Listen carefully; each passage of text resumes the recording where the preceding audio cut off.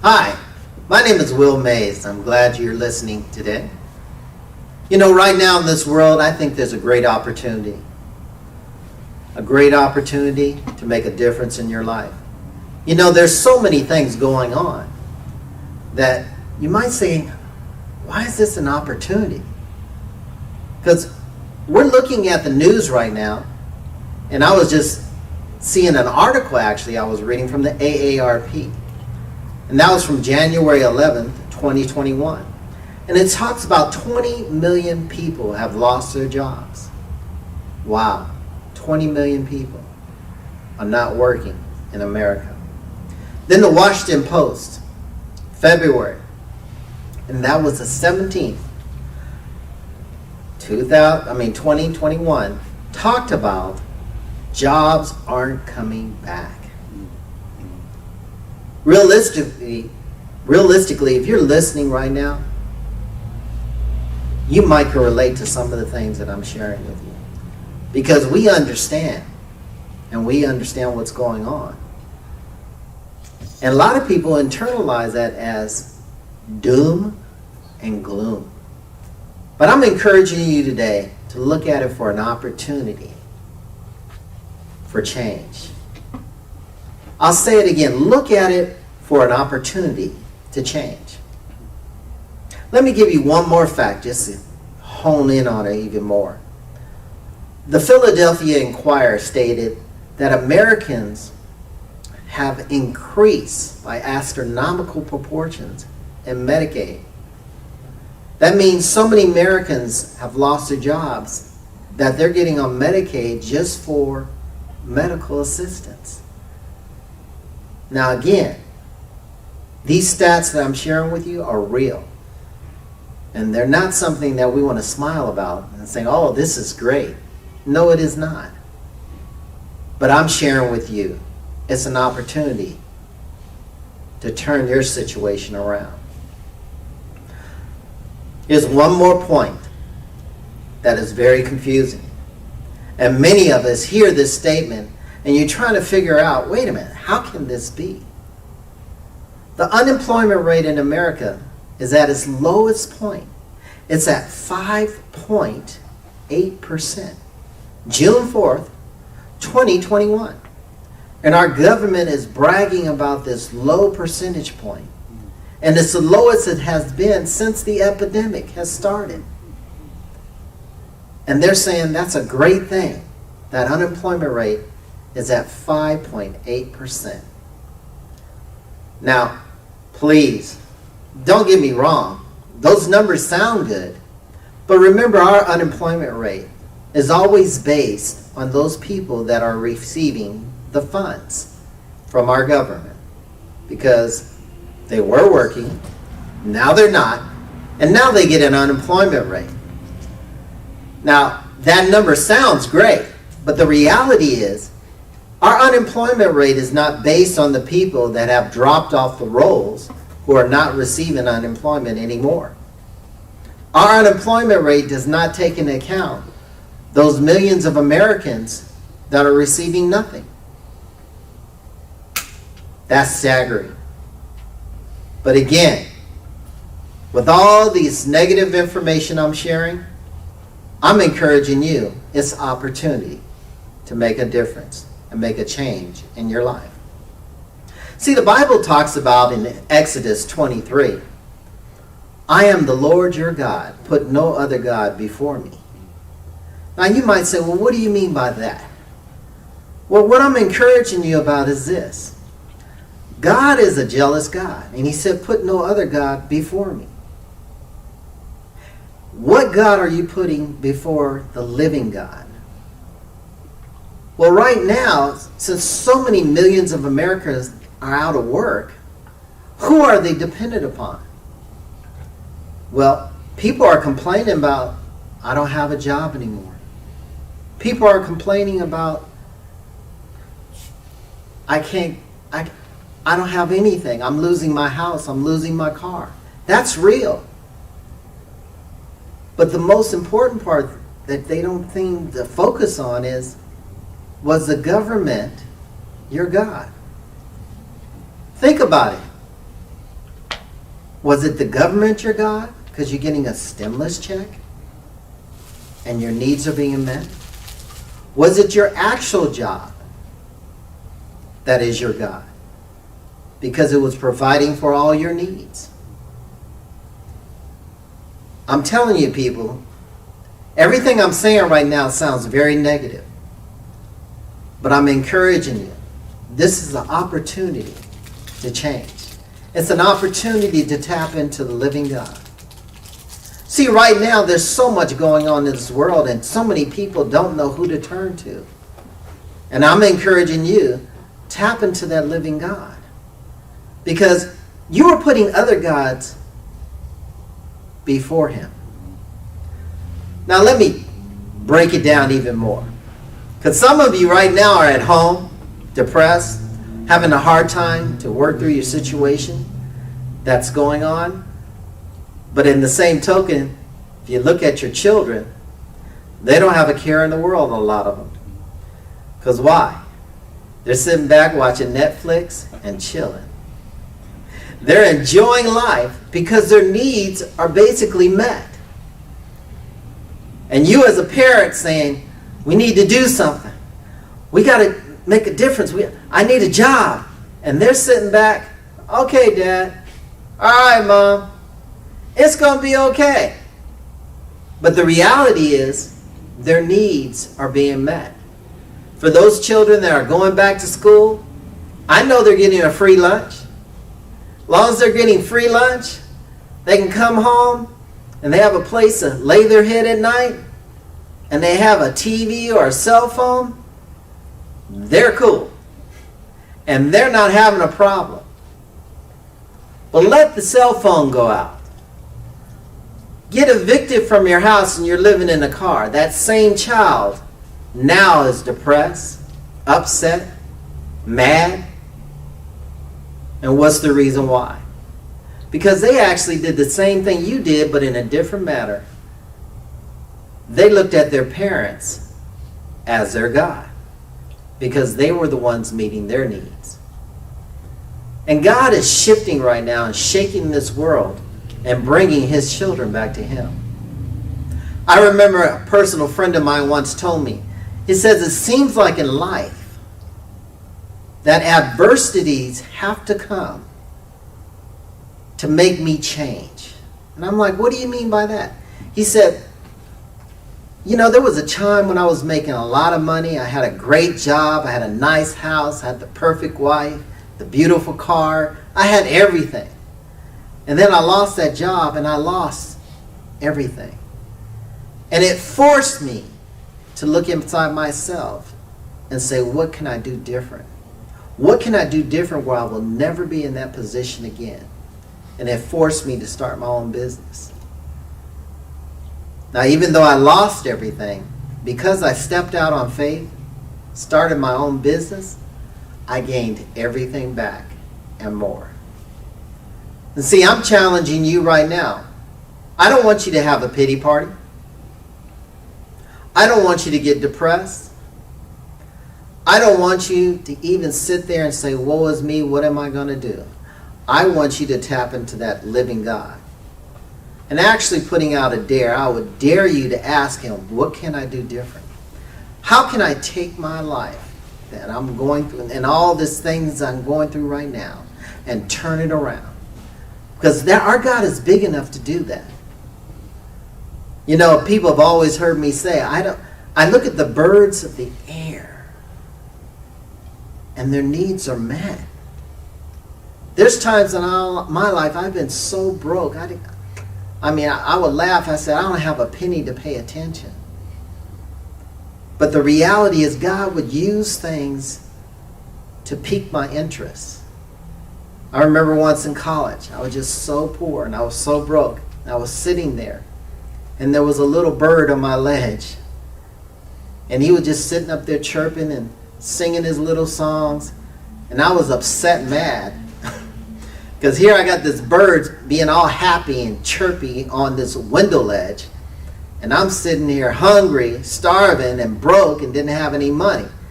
And then I felt like this God was just telling me, he says, this bird's brain is only about so big. And the human brain is larger than my fist, and we only use a third of it. And this bird is happy and you're not.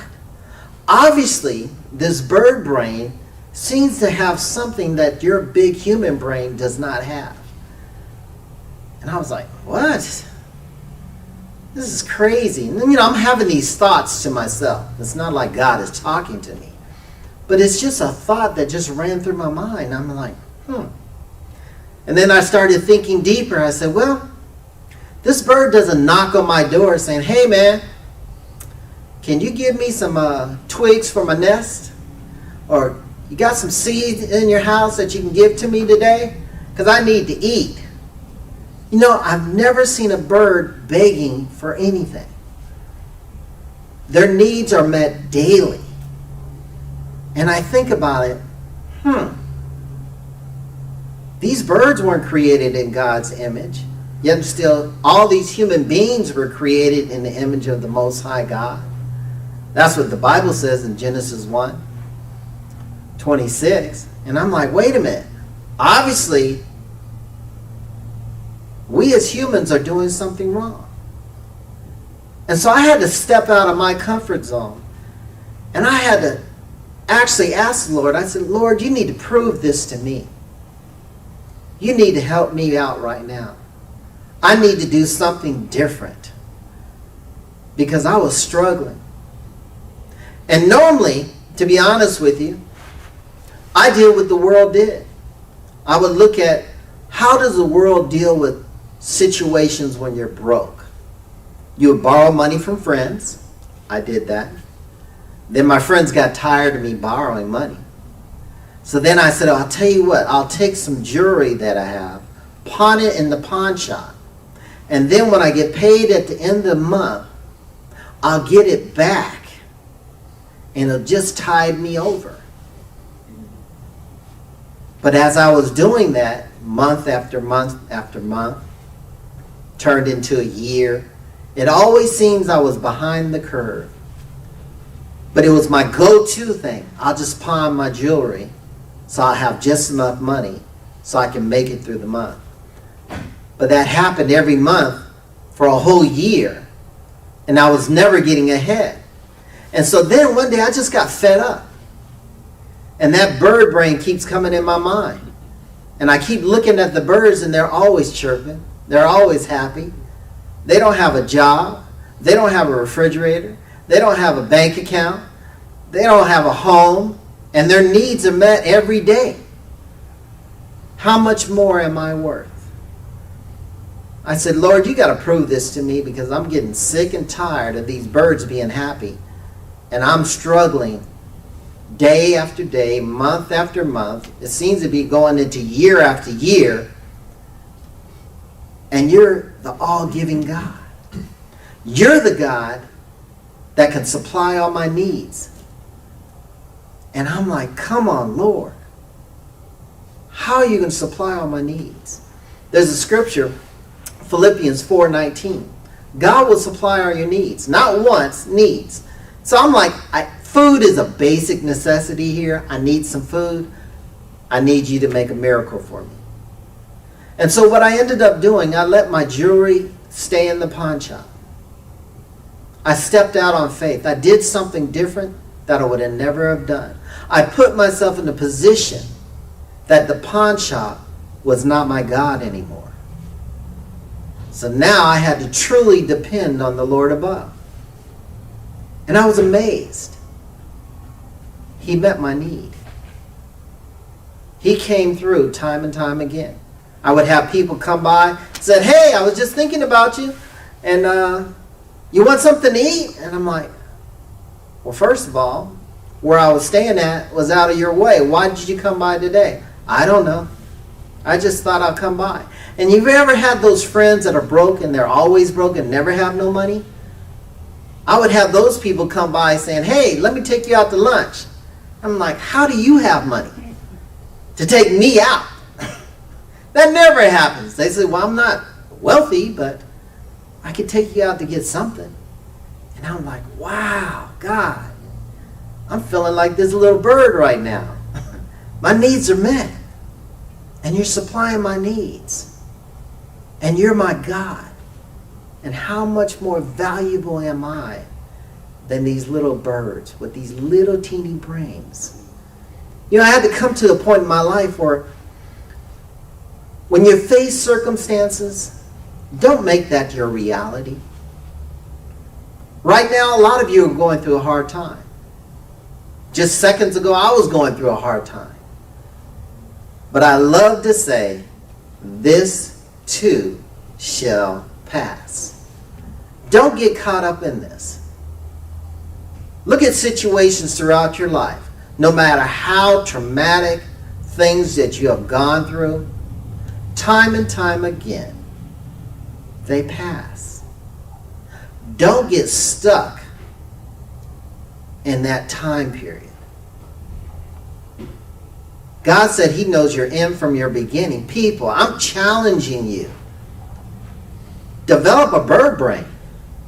Step out on faith. Start being happy and chirping like, hey, God's going to meet my needs. So some of you out there are like, yeah, right. You expect me to believe that?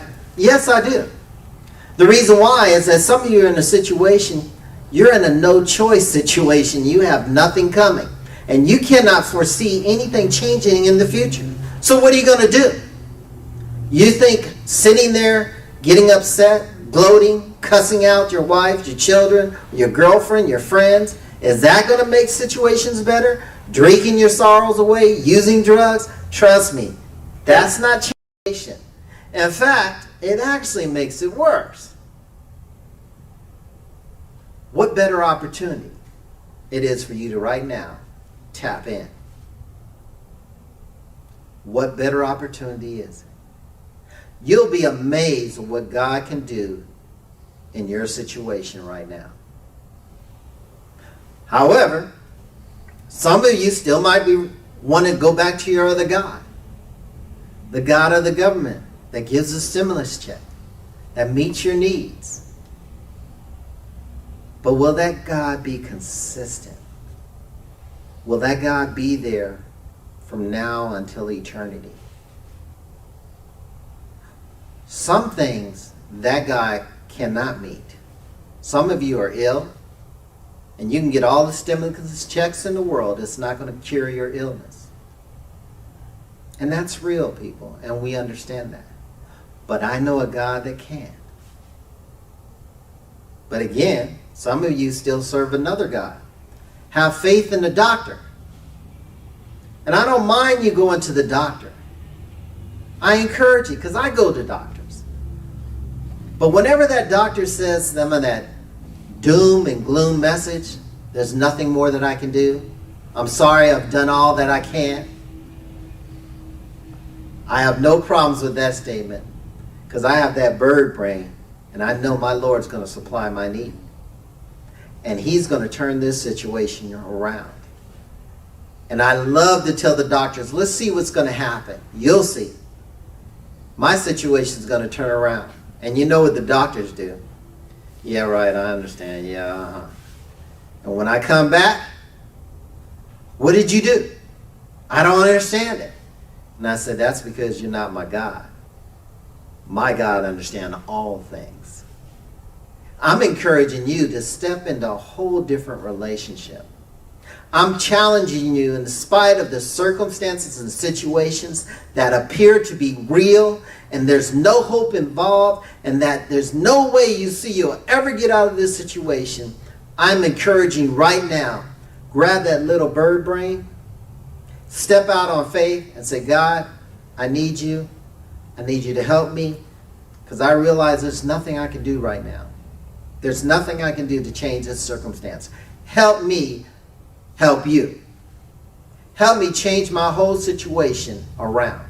Help me to have a different mindset, like these birds that are constantly chirping around me, that are constantly getting their needs met. I'm not a beggar because I have a God that can supply my needs. I don't have to get on a corner and have a sign talk about God bless you. I know my needs can be met through you. I'm right here. Come and meet my needs and watch what my Lord does. He will move and he will meet your needs.